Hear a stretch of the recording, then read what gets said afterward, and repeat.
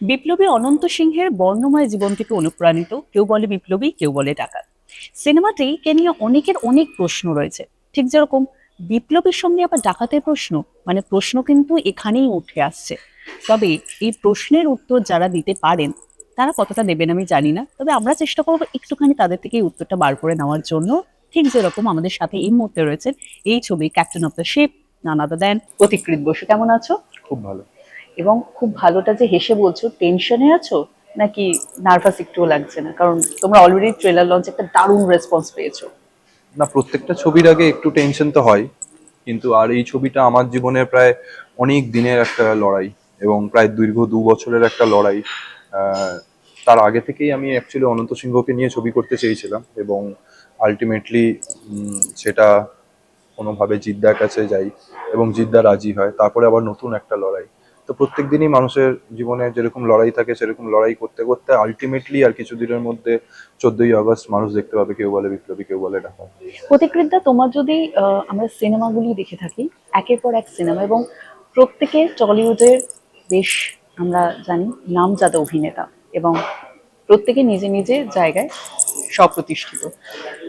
তোমার যতগুলো সিনেমা আমরা দেখেছি সেখানে এতজন অভিনেতাদের সঙ্গে কাজ, সেটাকে তুমি কিভাবে দেখো? তোমার এই জার্নিটাকে কিভাবে দেখো?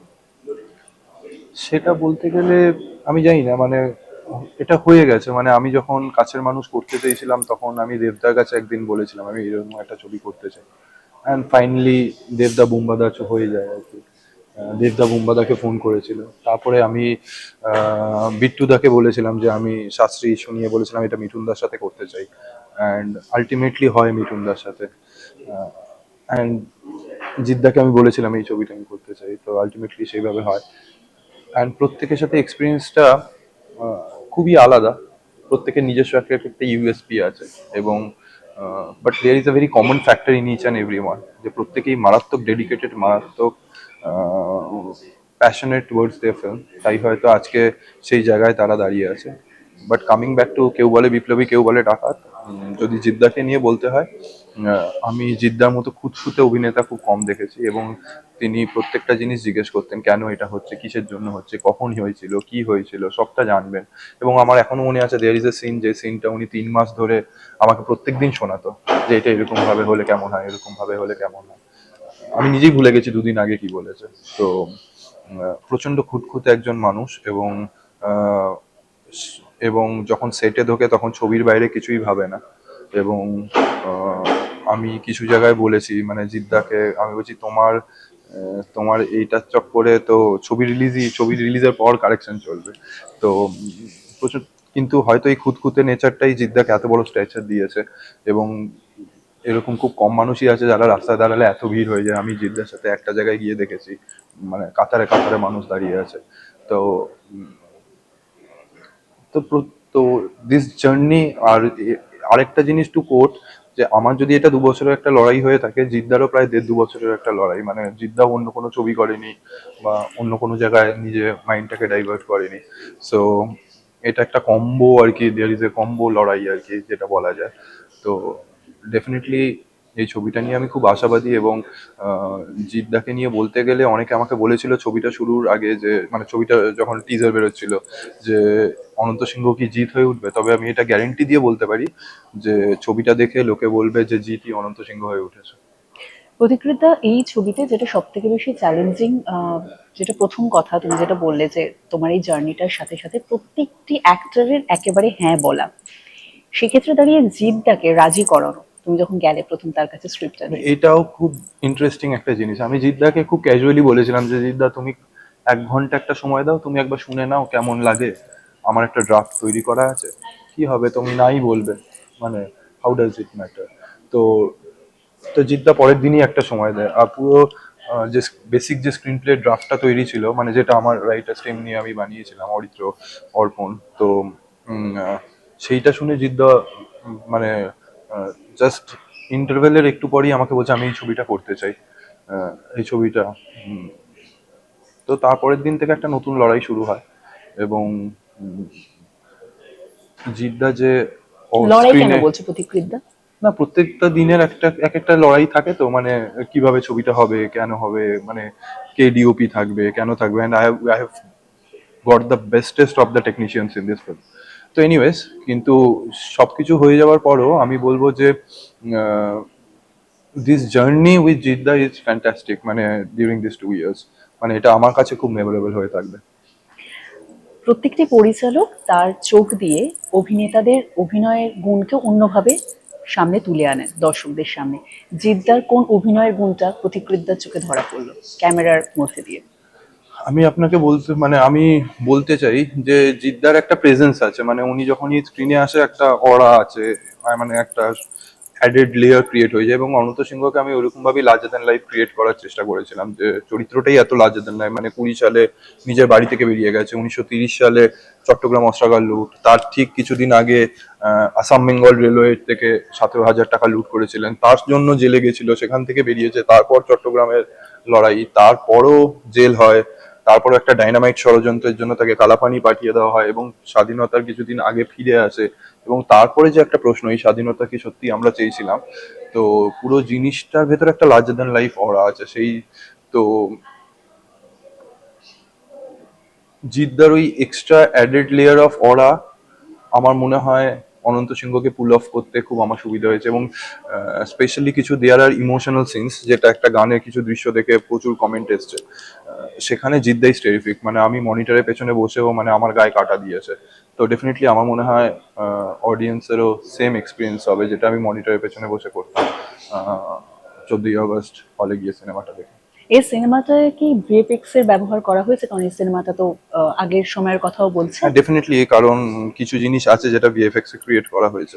আর এটা একটা লম্বা স্প্যানের গল্প, মানে 1920 সাল, 30 সাল, 40, 47, স্বাধীনতা, 50, ছবিটা প্রায় যায় 69, 71, মানে যেখানে উম, সিদ্ধার্থ শঙ্কর রায় আসছে, অজয় মুখার্জি যাচ্ছে আর কি। তো একটা হিউজ স্প্যান অফ এরা এবং পুরোটাই পিরিয়ডিক। এবং সেখানে শ্রমিকদা যেভাবে কালার প্যালেট গুলোকেও করা হয়েছে, যে 1930 সালে কালার প্যালেট, তখন যে ধরনের লাইট ইউজ হতো, তো ডেফিনেটলি মানে একটা অ্যাডেড লেয়ার অফ ভিএফএক্স মানে আছে আর কি ছবিটা। এবং একটা বম্বের টিম আছে, রাজ ভিএফএক্স, তারা এই জিনিসটা করছে। বাট এইটুকু বলতে পারি, ছবিটা দেখার পর স্বাধীনতা সংগ্রাম, আদর্শ, সব বিতর্ক সবকিছুকে বাদ দিয়েও সিনেমাটা will be visual treat. Right. এই সিনেমাতে আমরা দেখছি একের পর এক দুর্দান্ত অভিনেতারা রয়েছেন।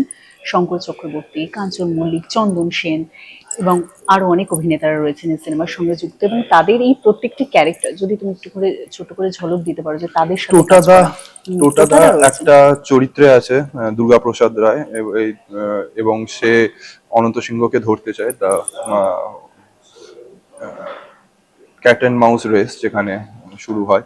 এবং আহ, টোটাদা, আমি বলতে পারবো যে টোটাদা আমাকে বলেছিল যে আমার খুব উল্লেখিত যদি কোনো ছবি থাকে, না এই ছবিটা এখানে থাকবে, ডাবিং এ দেখে বলেছিল। অ্যান্ড টোটাদা is fantastic in the film. এটা ছাড়াও চন্দনদা আছে, মানে চন্দনদা একজন একটা চরিত্র করেছে, যেটা নিয়ে আমি বেশি এখন স্পয়লার দিতে চাই না। এবং লোকাদা আছে মাস্টারদা সূর্য সেনের চরিত্রে, তোমার কৌশিক সেন আছে, তোমার দুর্বার একটা চরিত্র করেছে খুব যেটা সুন্দর। যেটা নিয়ে উনি বলেছেন যে ওনাকে চেনা যাবে না। হ্যাঁ, তো এবং আহ, প্রচুর অভিনেতারা কাজ করেছে, প্রিয়াঙ্কা আছে, প্রচুর অভিনেতা অভিনেত্রীরা কাজ করেছে, দেবোত্তমা আছে। তো and everybody has done justice to the film. রনিদা আছে, আমি সরি আমি মিস করে যাচ্ছি, রনিদা আছে একটা খুবই, শঙ্করদা রয়েছেন। শঙ্কর চক্রবর্তী রয়েছে একটা স্পেশাল চরিত্রে। এবং আমার মনে হয় এই ছবিটা যখন পর্দায় আসবে তখন প্রত্যেকের ভালোবাসা, মানে প্রত্যেকে যে নিপুণভাবে তাদের ভালোবাসা ঢেলে দিয়েছে, সে প্রত্যেকটা ফ্রেম দেখলে মানুষ বুঝতে পারবে। যেটা একটু আগে কথা বলার সময় বললেন যে মিউজিকের ক্ষেত্রে শান্তনু মৈত্রীকে রাখার প্রস্তাবটা তুমি দিয়েছিলে আর কি প্রতিক্রিয়া। হ্যাঁ, মানে আমার শান্তনুদার সাথে কাজ করার খুব ইচ্ছে ছিল। এবং শান্তনুদাকে আমি যখন জিদ্দা ফোন করে তারপরে আমার সাথে কথা হয়, যে আমাকে শান্তনুদা জিজ্ঞেস করেছিল এই ছবিটা কেন করতে চাস, আজকের ডেটে এর কি রেলেভেন্স। তো তখন আমি বলেছিলাম যে আজকের ডেটে অনন্ত সিংহর মতো মানুষ জন্মায় না। আজকে আমার পাশের বাড়িতে কি ঝামেলা হচ্ছে, আই এম লিস্ট বদার্ড। সেখানে একটা মানুষ সবকিছু ত্যাগ করেছিল শুধুমাত্র দেশের জন্য, এবং পরবর্তীকালেও অনেক কিছু বিপ্লব করেছে। সেটা আমি চাই যে অডিয়েন্স হলে এসে ছবিটা দেখুক এবং সেখানে গিয়ে মানুষ জানতে পারুক স্বাধীনতার পরবর্তীকালে তার লড়াইটা। এবং আহ, তো আমার মনে হয় যে এই ছবিটা দেখে মানুষের ভেতরে যে চেতনাবোধ যেটা কমতে শুরু করেছে সেটা একটু বাড়তে লাগবে, কারণ আজকের ডেটে they are so much unrest in the country. তো শান্তনুদা তখন অন বোর্ড হয়, তখন শান্তনুদার ভালো লাগে, অন বোর্ড হয়। আর শান্তনুদার সাথে কাজ করার আমি দেখলাম there is a different schooling to the music, মানে there is a story telling in the music also. মানে উনি এমনভাবে মিউজিক করেছেন ছবিটায় যেখানে আর কি আপনি যদি দৃশ্যগুলোকে অফ করে দিই তাহলেও there is a story telling in the film. তো ডেফিনেটলি দেয়ার ইজ এ, মানে আমি শান্তনুদার থেকে অনেক কিছু জানতে পেরেছি এই ছবিটা করতে গিয়ে। বেশ। শেষে একটাই প্রশ্ন যেটা নিয়ে ভীষণ কথা হচ্ছে, জিদ্দার 9টা লুক এখানে, এবং এই এক একটা লুককে পুল করা, সেটাকে নিয়ে তারপর অভিনয় করা, এবং টাইম টেকিং একটা ব্যাপার ছিল। সবটা মিলে একটুখানি শুনবো যে প্রতিক্রিয়া কিরম ভাবে উনি কতটা ডেফিনেটলি মানে পেশেন্স নিয়ে কাজ করতে নেন। এক একটা প্রস্থেটিক্স এর লুক করতে প্রায় 2 ঘন্টা 2.5 ঘন্টা লাগবে, এবং এক এক দিনে হয়তো 5-6টা সিন, সেখানে 2টো সিন নর্মাল লুকে, 2টো সিন প্রস্থেটিক। তো ডেফিনেটলি টাইম টেকিং, বাট জিদ্দা ওইগুলোতে খুব পেশেন্ট ছিল। এবং আহ, এই ছবিটায় জিদ্দা এতটা ডেডিকেটেডলি কাজ করেছে, এবং স্পেশালি মেনশন সোমনাথ কুন্ডু, যিনি এই ছবিটায় মেকআপ Prosthetic আর্টিস্ট, এবং makeup artist। প্রত্যেকটা লুক উনি এমন ভাবে, আমরা এমন মানে উনি এমন ভাবে ডিজাইন করেছে। এবং শুধু জিদ্দা কেন, মানে লোকাদাকে যেভাবে মাস্টারদা সূর্য সেনের চরিত্রে দেখা গেছে, তো প্রত্যেকটা লুক নিয়ে আলোচনা হয়েছে, ট্রেলারে সবাই ভালোবেসেছে। তো আমার মনে হয় শুধু মানে দের ইজ এ মানে অডিয়েন্স না, এই মানে ইতিহাসের ছবিতে গিয়ে ইতিহাসে কতগুলো মানে সত্যিকারে মনে হবে ইতিহাসের জ্যান্ত কিছু চরিত্র আমরা পর্দায় দেখতে পাচ্ছি, এবং ইতিহাসকে নতুন ভাবে জানতে সাহায্য করবে। কেউ বলে বিপ্লবী, কেউ বলে রাহাত। ঠিক তাই, এবং তার সেই সময়েরই অপেক্ষা, কারণ আর মাত্র কিছুদিনের অপেক্ষা, 14ই আগস্ট আসতে চলেছে সকলের নিকটবর্তী প্রেক্ষাগৃহে। কি বলতে চাইবে? আমি দর্শকদের কাছে একটাই কথা বলবো, অনন্ত সিংহ শুধুমাত্র একটা বিপ্লবীর গল্প নয়।